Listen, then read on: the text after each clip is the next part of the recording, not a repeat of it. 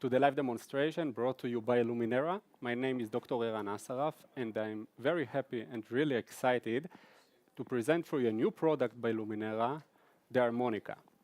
So the material is actually very, very thick, and we want to inject it against the bone. We are actually using it for augmentation in the angle of the zygoma, the highest part, and a bit more lateral to it. I want to remind all of you about the ligament that pass all around the face and separate the zone, which is more lateral and more rich with connective tissue, comparing with the medial side, which is more fatty tissue. To the malar area, to the middle cheek, I want to get a little bit more of lifting, and I will go a little bit more laterally.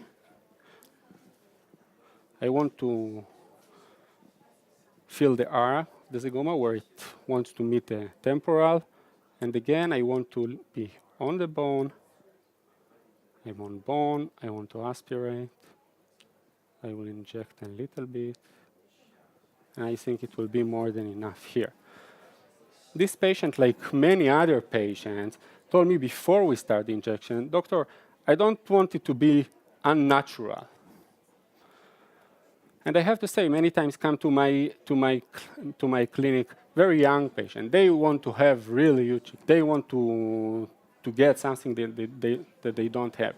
Then I can also inject even higher here and to get a very, very high cheekbone. This is not the case here. With the bit older patient, I don't want to get something which is too extravagantic. I want it to be very natural. Okay? So I want to remind you, I will pass now through all the points that will serve me as an infrastructure for the next level in the treatment. So the lifting and the augmentation I got now by injecting over the zygoma. Okay? The next step will be to inject a small amount of material to the nasolabial fold in the area of the canina fossa.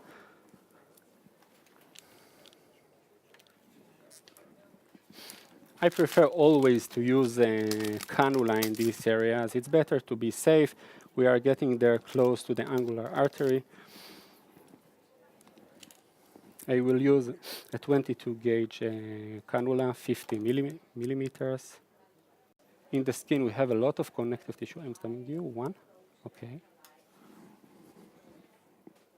Maybe.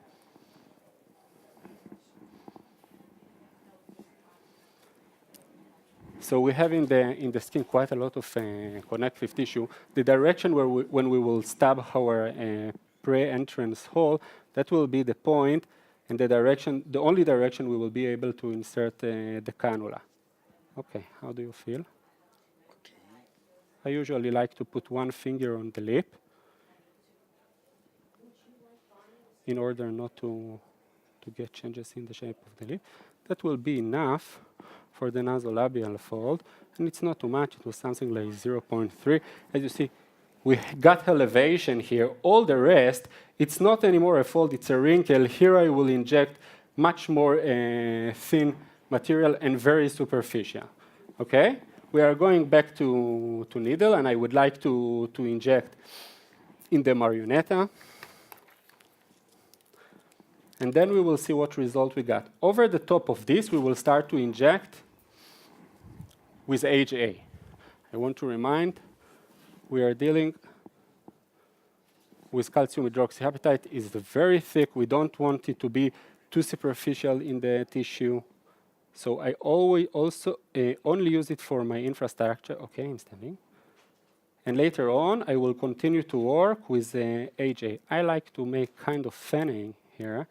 Through the same hole, one higher and one a little bit lower, because as I discovered, so in the marionetta we have a whole triangle here with void. We just need to fill it with a bolus to press it to the triangle with void, and then we are getting a nice elevation of the marionette. Maybe you can please see it, and let's see what we got till now.